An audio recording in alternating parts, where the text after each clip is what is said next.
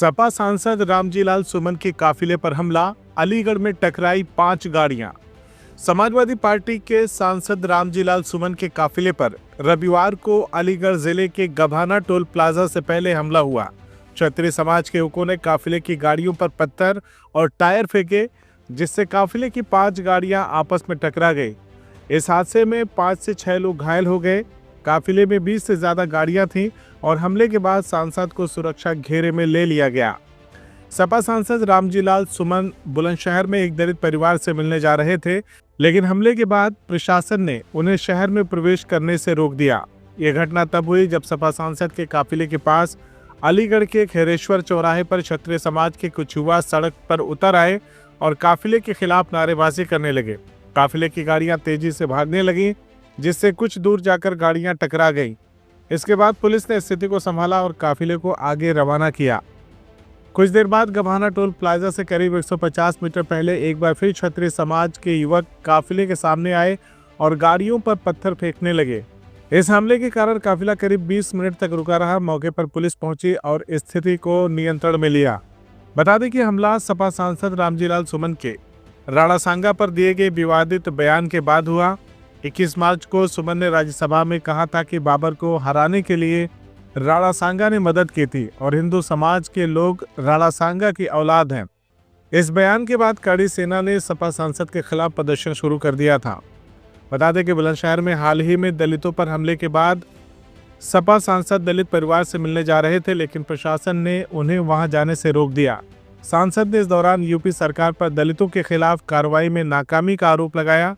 इस घटना के बाद सपा सांसद रामजीलाल सुमन ने कहा कि यूपी में दलितों पर अत्याचार बढ़ गए हैं और सरकार की ओर से कोई ठोस कदम नहीं उठाया जा रहा है। समाजवादी पार्टी के राष्ट्रीय अध्यक्ष श्री अखिलेश यादव जी के निर्देशानुसार हमें अभी सुनहरा जाना था।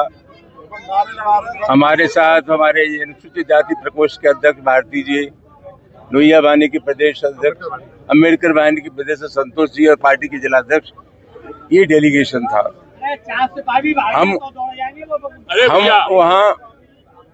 हम वहाँ जाकर के बस स्थिति का पता करना चाहते थे। और सही मानों में बात यह है कि पूरे उत्तर प्रदेश में आज दलितों पर अत्याचार की बाढ़ सी आई हुई है। अभी आगरा में नगला तल्फी और बंगारा गांव, वहाँ भी दलितों की बारात नहीं चढ़ने दी। रामपुर में एक दलित बच्ची के साथ जो कुछ हुआ वो लोग आप जानते हैं। हालांकि प्रशासन का कहना यह है कि हमने कार्रवाई की, हम इसको नाकाफी कार्रवाई मानते हैं। कार्रवाई ऐसी होनी चाहिए जिससे संदेश जाए कि भविष्य में इस आशय की घटनाओं की पुनरावृत्ति नहीं होगी और जो लोग इस कुकृत्य में शामिल हैं उनके खिलाफ सख्ती से पेश आया जाएगा। तो मैं नहीं समझता कि इस तरह की घटनाएं बार बार हो सकती हैं। हमें लगता यह है कि ये जो सामंती मनोवृत्ति के लोग हैं उनको लगता है कि उत्तर प्रदेश की सरकार हमारे मिजाज की सरकार है, हमारे दिल की सरकार है, हमारे मन की सरकार है। सरकार का जो आचरण होता है, समाज की शक्तियों का संचालन बहुत कुछ इस तरह से भी होता है। उत्तर प्रदेश की सरकार है और उत्तर प्रदेश के मुख्यमंत्री योगी फरमाते हैं कि अमन चैन है उत्तर प्रदेश में, कानून व्यवस्था की स्थिति कंट्रोल में है। हम समाजवादी पार्टी के कार्यकर्ता हैं और हम लोग कहते हैं कि उत्तर प्रदेश में कानून व्यवस्था की स्थिति ठीक नहीं है। उससे ज्यादा सही मूल्यांकन होता है आम जनता का। आम जनता क्या महसूस करती है वो ज्यादा महत्वपूर्ण है। और आम जनता में जो प्रतिक्रिया है सरकार की, इसको चलते मैं कह सकता हूं कि उत्तर प्रदेश में जंगल राज है। हमारी बात छोड़ दीजिए, अभी हाल में उच्चतम न्यायालय ने जो टिप्पणी की है सुप्रीम कोर्ट के उत्तर प्रदेश की सरकार के कामकाज के बारे में, मैं समझता हूँ सबसे सटीक टिप्पणी है। तो आज स्थिति क्या है, उत्तर प्रदेश में जो ताबड़तोड़ घटनाएं हो रही है इसके लिए सरकार पूरी तरह जिम्मेदार है। जगह जगह बाबा साहब अम्बेडकर की मूर्तियां तोड़ी जा रही हैं और एक शॉर्टकट निकाल लिया है प्रशासन ने कि जहाँ मूर्ति तोड़ी जाती है वहाँ नई मूर्ति रखवा देते हैं। एक भी जगह प्राथमिकी दर्ज नहीं हुई। अगर एक जगह मुकदमा लिख जाता और उनके खिलाफ कार्रवाई हो जाती तो उस प्रकार की घटना नहीं हो सकती थी। मामला बहुत गंभीर है, वहाँ जाना चाहते थे, स्थानीय प्रशासन ने हमें रोक लिया है। और मैं समझता हूँ जहाँ जहाँ हम लोग जा रहे हैं कोशिश करते हैं कि जो दलित हैं, पीड़ित हैं, उनके दुख दर्द में हम लोग शामिल हों।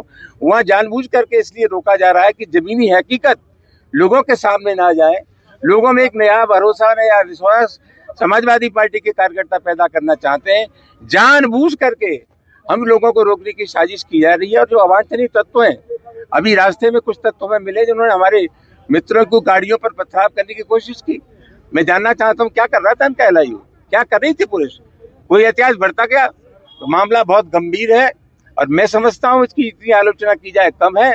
उत्तर प्रदेश में दलितों पर अत्याचार की बाढ़ आई हुई है, उसकी रोकथाम का कोई समुचित इंतजाम नहीं है। कुछ वर्ग के लोग मदांध हो गए, अंधे हो गए, उन पर कोई अंकुश नहीं है। समाजवादी पार्टी अपना धर्म समझती है कि जो पीड़ित लोग हैं उनके पास हम लोग जाएं और उनसे कहें घबराओ मत, संकट की इस घड़ी में हम तुम्हारे साथ हैं। आपका कुर्ता फटा हुआ है, कौन सा? ये मुझे मालूम है। क्या वजह रही इसकी? इसकी वजह है कि कुर्ता मेरा फटा हुआ था, लेकिन मुझे मालूम था कि कुर्ते के ऊपर जब जबारकट पहन लूंगा तो फटा हुआ कुर्ता दिखाई नहीं देगा। नहीं आज जो नहीं, मेहरबानी करके उससे मंजूरी सर बुलंदशहर के लिए आप जा रहे हैं या रोका गया है आपको? आप दिखाई नहीं दे रहा था, ये आप जब लगा रहे थे हमारा डंडा अपना, तो आप दिखाई नहीं दे। हम तो अब भी जाना चाहते हैं, आप निकलवाओ हमें, हम जाना चाहते हैं, जबरिया रोका गया है। CIB इंडिया न्यूज की सभी खबरों को देखने के लिए लाल रंग की बटन को दबाकर चैनल को सब्सक्राइब जरूर करें, घंटी जरूर दबाएं ताकि हमारी सभी खबरों के नोटिफिकेशंस आप तक पहुंचते रहें।